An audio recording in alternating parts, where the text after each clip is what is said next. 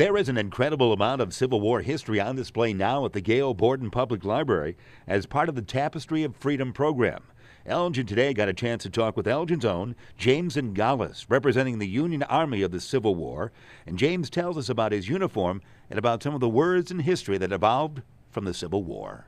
This would be a Union officer's camp uniform, something that's casual. They would just walk around camp doing nothing, and it's more comfortable than wearing the full frock coat and the sword, and which you really don't need if you're just hanging out. Well, there's a lot of things that came out of the war that we use today that not too many people know about.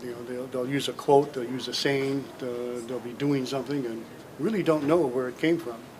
We have a few items, one I have that might predate the Civil War, I'm not quite sure on this one, but if you bought something, lock, stock, and barrel, you bought it all. It doesn't mean the lock on the front door or the stock on the shelves or the barrel of whiskey in the back room. What that means is you bought the three major components to a rifle: the lock, the stock, and the barrel.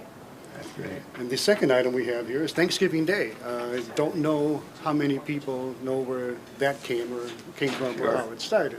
Well, President Lincoln signed it into law in 1863. Income tax, as we all know, is an extremely unpopular thing. President Lincoln enacted it during the war to help pay and finance the war effort. After the war, it was being used for the reconstruction of the South. It became extremely unpopular, and it was dropped in 1872. How it got back in, I don't know. But that's politics. All the Civil War history and memorabilia. Tell me what you think that means to the young folks who visit the library here. Oh, I think it's awesome. I think it sparks the imagination.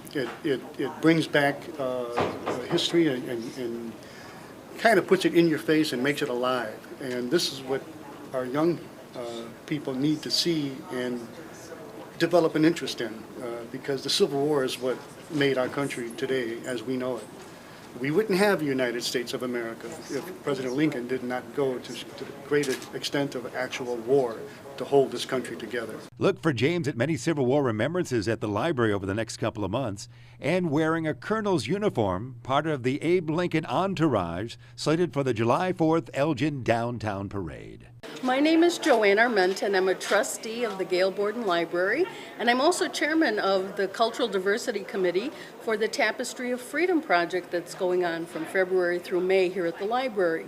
And we're asking members of the community from different cultures to lend items to the library to be on display in the display case behind us to share their culture with everyone in the community. So if they have a doll or artwork or cooking utensils or something really unique from their home country that they would like to lend to us, we'd really be excited to have them. Joanne Armento wants to remind everyone who wants to contribute to this display to call the project director of Tapestry of Freedom, Miriam Lytle, at 847-608-5027.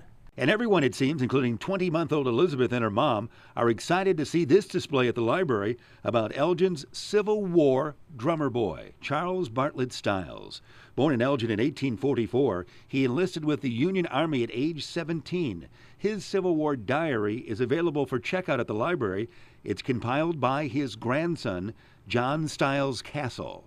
And the drum Elizabeth and Mom were looking at is indeed the drum used by Charles Stiles in the Civil War and is on loan to the library from the Elgin Area Historical Society. The location of this historic event at the library is just outside Youth Services. Charles' parents, Luther and Sarah Stiles, were among the early settlers to Elgin, and their ancestors came from New England. Also, Charles' great-grandfather fought in the Revolutionary War. Now, Charles Stiles, the little drummer boy, was one of the first employees of the Elgin Watch Factory and also passed away in Elgin at the age of 75 in September of 1919. One more historic note before we leave the Gail Borden Public Library. Here's a picture of Charles Stiles, probably about 1917, in his Grand Army of the Republic uniform. Picture taken right here in Elgin. So don't miss a beat. Make sure you're involved in the Tapestry of Freedom displays going on at the Gail Borden Library.